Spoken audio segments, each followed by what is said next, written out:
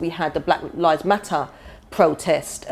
How did you feel as a councillor, and what impact or change did you try and affect as a result of those protests? Well, that's disappointing. What I'm about to tell you is disappointing, actually. Me and my fellow councillors, we actually wrote a motion that we thought might have been agreed by both sides about how we can make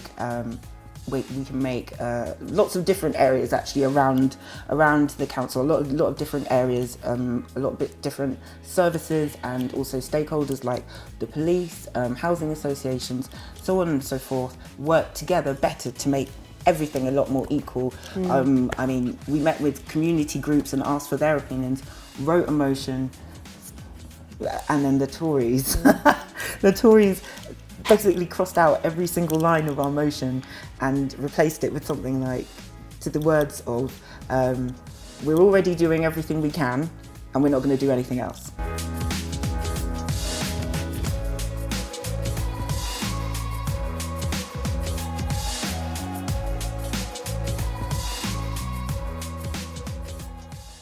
Hello and welcome to another episode of On the Sofa.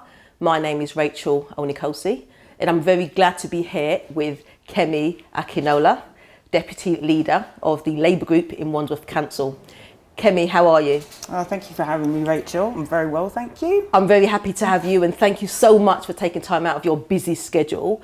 I guess the first thing I would like you to do is introduce yourself and tell us what you do and why you do it. Sure. Well, I'm a councillor in Graveney and Tooting, that's Wandsworth Borough, where we're actually in opposition, and I run a charity called Be Enriched and a social enterprise called Brixton People's Kitchen, and I have been described as a community leader, which I think is lovely. I think that description is very fitting for you. Perhaps by start with your political aspirations and involvement and engagement, what made you get into politics? That's a great question. I was actually talking to one of my interns about this on the way in. What did make me do it? And I think it was a mixture of constantly complaining to the local councillors in the area about issues and things that were happening where I live, and then them telling me, why don't you actually stand as the councillor? And it was actually one of the local vicars, Reverend Helen, who actually said, have you thought about doing it? About 2 years before I actually did, I was like, I'm not interested in politics. I wrote, and that's about it. But then she planted that seed in my mind, and I thought, it's probably a good thing to do. It's good because I'm a woman, I'm a black woman. There's no black women in Wandsworth Council. I'm the only black female councillor. So representation in my mind really does matter. So to do that, to be that representative, I should say, for other, and inspire other black women to stand in politics. What most affected you when you were complaining to the council? Can you name some of those services that you didn't feel quite right? It was about fly tipping. Right, okay. It was always about fly tipping. The area that I live in, we've got these massive, two massive street markets, and actually they're covered markets, and we have loads of tourists come through. We've got like St George's Hospital, world-known St George's Hospital, and the floor is always dirty, and the rubbish never gets picked up properly. And obviously we're next to a common as well, so we also have a lot of foxes that come and do their fair bit, pulling bits of food all over the floor. So mainly it was about fly tipping, but also due to my community work with my charity Be Enriched, I came across a lot of older people and people with like mental health, people recovering from substance misuse, and some refugees who, through the power of food, I would say, it really makes people open up. Yeah. And as a result, they would tell me some of their other issues, and then I would write to the councillor and say, can you fix this? So I think they just, they just got fed up with me and saying, just do it yourself. Yeah. Just on the fly tipping issue, yes. I know that fly tipping is a big issue across London, if not the UK.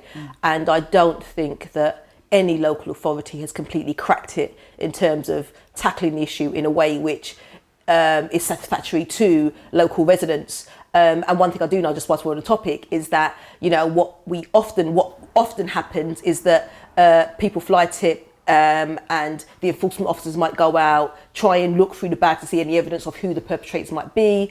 they might be unlucky finding any identification, or people come, leave their area, go to another area, unload and shoot off, and they often do it in a vehicle where the vehicle's not in sight of the enforcement cameras. So I think the difficulties are there.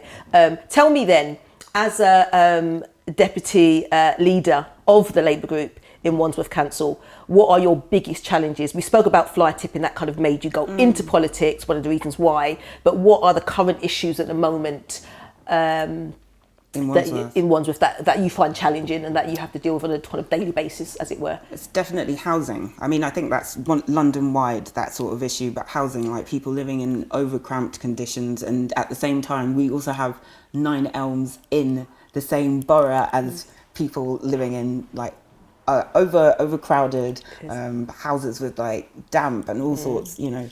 And then we have 9 Elms, and you may have noticed, or maybe you've seen, that they built a swimming pool just for the rich people on the top floor, which is like, how like unequal our whole borough is, that some people they don't even have a room, they don't have a bed to sleep in. Yes. And then you've got some other people with a swimming pool in the sky. Yeah.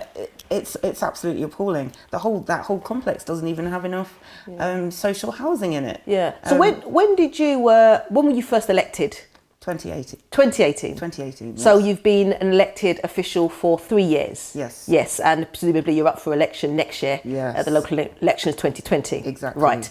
In relation to the point you mentioned about the housing crisis in Wandsworth, similar across London and across the UK, what power do you have then in your role to help tackle those issues and really present a challenge to the status quo? Well, we've got to win the council, and I would I'm just going to leave that hanging there. Once we win the council, then we will have a lot more power and the ability to push for more social housing, I think. So in the 3 years you've been a councillor, can you talk to me about some of your successes? Well, back to rubbish again. One of the very first things that that was a success for me was there were disappearing public bins, and there was a public bin near a church, near a nursery, near several restaurants, across the road from like a supermarket, on a thoroughfare that a lot of people use back and forth. Yes. And the council took the bin away.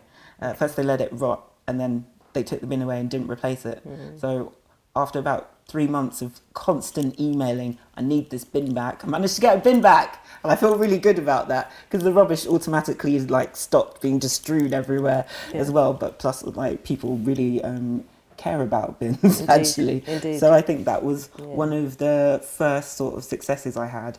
And another one of my most favourite successes, I think, is that due to my platform as a councillor and deputy leader, I've been deputy leader for 2 years now, I managed to get last Christmas, I got all the organisations that can and do food together, so that those 2 weeks over the Christmas period, we ensured that everybody was able to access food for every single day of those 2 weeks. And then on Christmas Day itself, I worked with a councillor in Merton to actually bring Christmas lunch to 180 refugees that were asylum seekers, actually living in a hotel waiting to be processed in Collier's Wood. And that it's been able to have those sorts of connections to be able to bring those people together. Yes. I think that's really, really successful. Absolutely. Yeah. And just for those that would obviously watch this, well, maybe not obviously, but those that will watch this interview, what Kemi's describing is that, she is the deputy leader of the Labour group in Wandsworth Council. Wandsworth Council is a Tory council, so the majority of the councillors would be from the Conservative/Tory party. Kemi is a Labour councillor, but she's describing a situation where she is still able to make a difference locally, despite the fact that Labour are not in the government or run the local authority there, which is fantastic. Talk to me about, obviously some years back, last year I think it was, we had the Black Lives Matter protest. How did you feel as a councillor, and what impact or change did you try and affect as a result of those protests? Well, that's disappointing. What I'm about to tell you is disappointing, actually. Me and my fellow councillors, we actually wrote a motion that we thought might have been agreed by both sides about how we can make we can make lots of different areas actually around the council, a lot of different areas, a lot of different services, and also stakeholders like the police, housing associations, so on and so forth, work together better to make everything a lot more equal. I mean, we met with community groups and asked for their opinions, wrote a motion, and then the Tories basically crossed out every single line of our motion and replaced it with something like, to the words of, we're already doing everything we can and we're not going to do anything else, which is disappointing because we all know that it's not equal, that opportunities are not equal for black people, people of any minority ethnicity, and the majority of like white British that are in the UK. So it was very disappointing that they wouldn't agree to even investigate or talk to the brown community. They wouldn't even broach that far. I don't know how you can affect change if you can't talk to the people who need the change to be made or enacted. They don't do anything.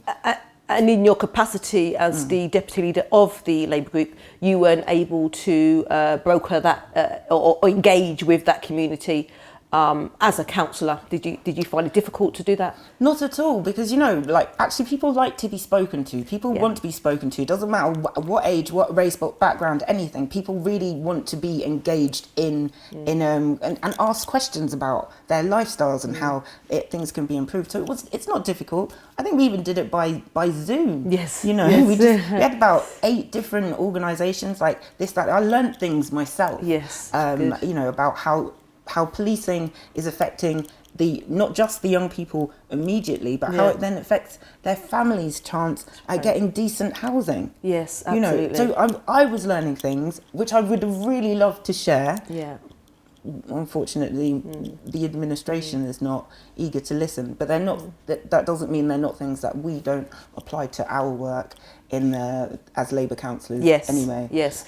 I want to come back to the kind of equal opportunities inequality point, but just before we move on, I would really like to let the viewers know about what services do local authorities offer, because what my experience is that many people say, what does my local authority do? They might know that they look after housing because they may have a council property. They may know they collect bins outside, but depends on who the individual is, the resident is. They may not actually know the kind of plethora of services that are offered by local authorities. So can you just run a list of what services are offered by your local authority? Yes, that's not a good example, I'm afraid, because No. Wandsworth has contracted out most services. Right. So the things that we run or are involved in or get fed back to might be quite different from a lot of other local authorities. Yeah. So rubbish, obviously. Of course, yes. Waste collection. Waste collection. Yes.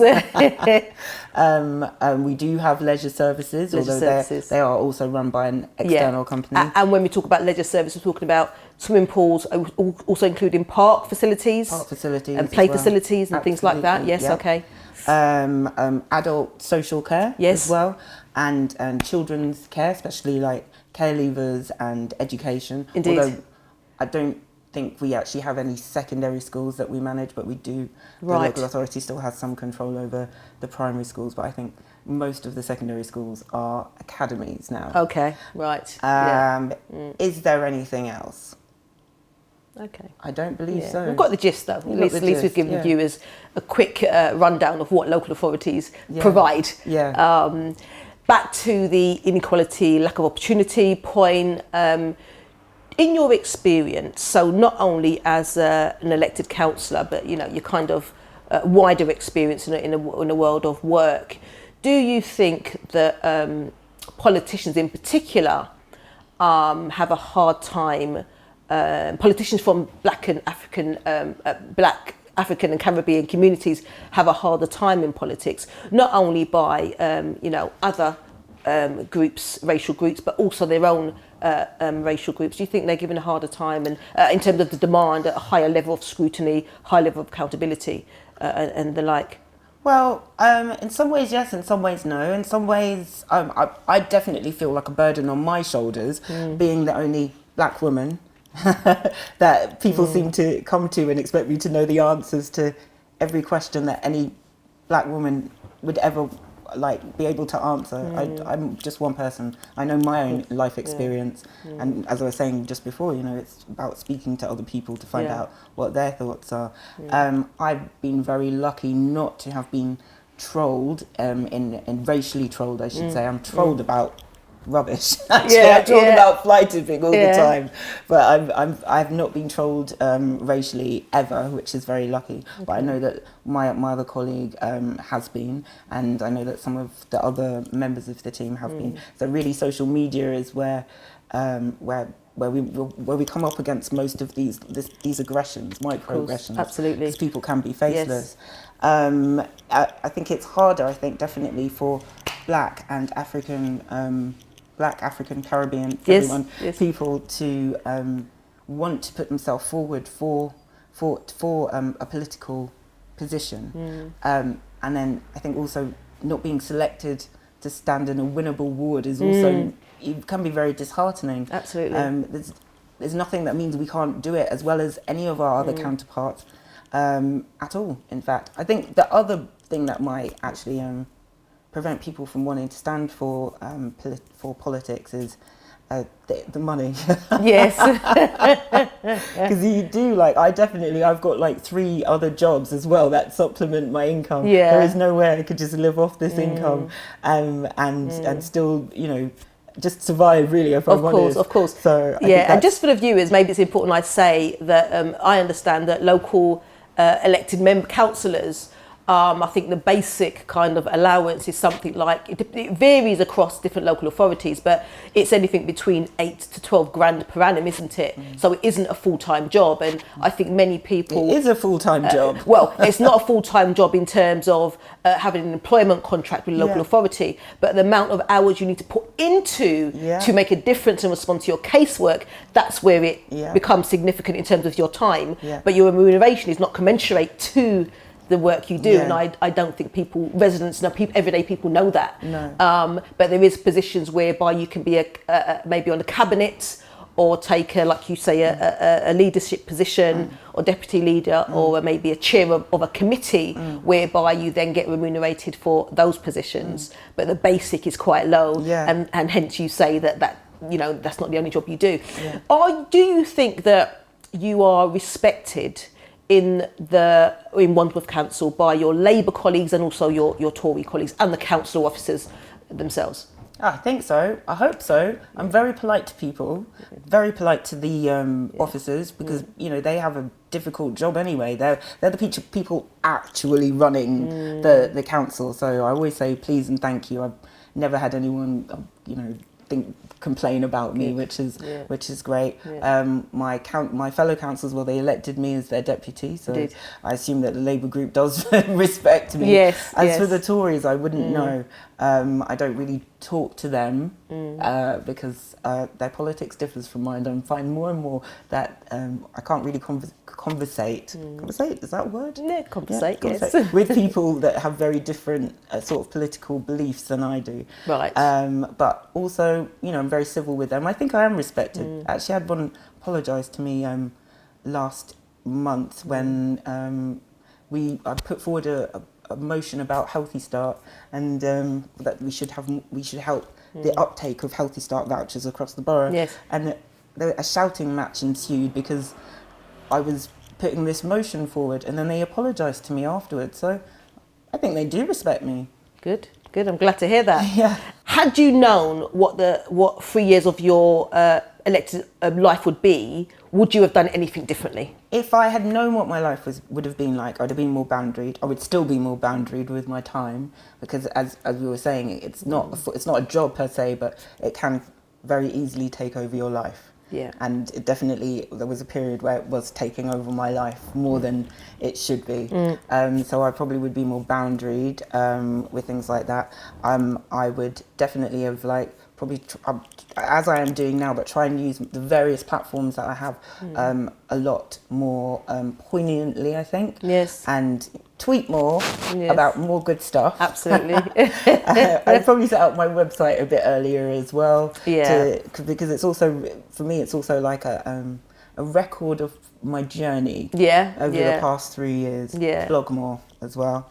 I already did go to a lot of community events and meet loads of local people, so I would keep that the same. Okay, you know, fantastic. Last week I was doing circus tricks. That was great fun. Good. In the community event. So I think that's probably what I would do. Well, it's been really nice hearing about your political work and your engagement with obviously the community, the black community, fighting for Black Lives Matter and the like. I think that I want to know more about your community work now. You've mentioned Brixton Soup Kitchen and various others. So tell me what your community hat is like. Brixton People's Kitchen. Right. Brixton Soup Kitchen is some next organisation. Beg your pardon. Let me correction. Brixton People's Kitchen, not Brixton Soup Kitchen. No. Tell me about that. Yes. Brixton People's Kitchen is my social enterprise. It initially, I was actually given the company by the girls that actually set it up in 2011. So this is our 10-year anniversary, which is lovely, going 10 years. It's a kitchen on a bicycle. That's one part of it anyway. It's a kitchen on a bicycle which we took into estates for many, many years. Took it into estates and start frying onions, and everyone comes out, and it's a good way of like building community over some lovely food. People meet each other, and that's where ideas come from, and that's really beautiful. Up until last month, we actually had a community cafe and space in Kennington, but we got evicted. I don't want to talk about that anymore because it's very painful. Okay. We got evicted even though we paid our rent, and the community were using our community shop space, and it's been empty since we've been evicted. So that's really sad. But also we use that as a place where like people, families and children could come. They know they're going to be fed. There'll be some sort of activity. They'll meet their neighbours. They could learn and learn about hospitality, learn about cooking, and cook together and eat together. Which I'm always reminded and very humbled by that that eating together as a group is one of the most natural things that you can do, like baking bread together. And that kind of is the whole ethos behind my charity, Be Enriched, and we run a series of community meals 3 times a week across South London. Anyone's welcome to come. You make a donation or you don't. Come cook, eat, meet each other. How do they hear about those mainly events? Word of mouth, because the type of people that come, probably not on Twitter and probably not on any of those sorts of online sorts of social media. If you give them a flyer, they won't remember the time.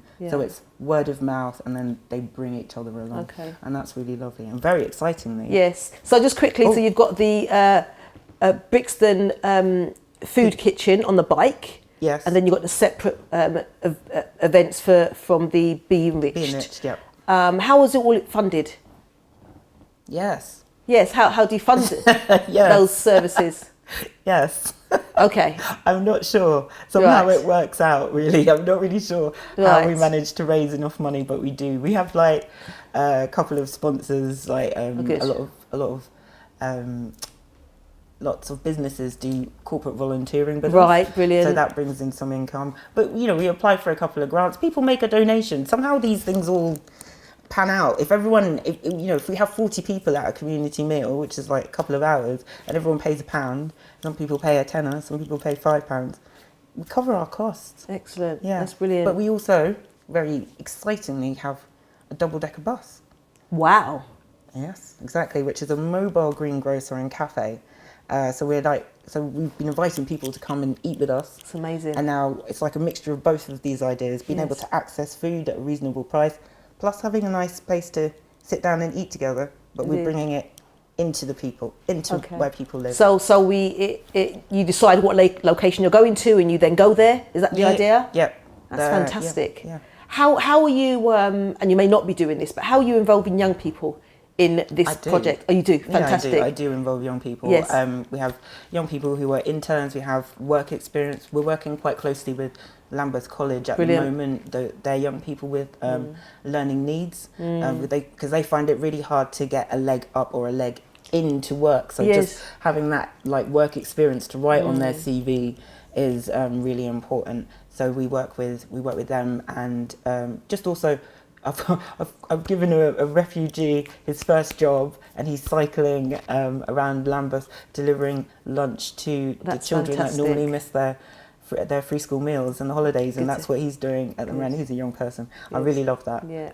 And has there been any work with those young people who might be trapped in that kind of life of violence and crime? Any engagement with that team there who look after these young people? Absolutely, yeah. We work quite closely with Wandsworth and Lambeth and Southwark actually as well. Youth offending services. Brilliant. They're not offending. I find that term a bit weird, but they're not offending at that time. And those young people, we take about 2 or 3 of them. They do a period of time volunteering in the kitchen, learning how to use a knife to cut food and actually cook, and then serving it to. So they get that sort of hospitality sort of work experience as well.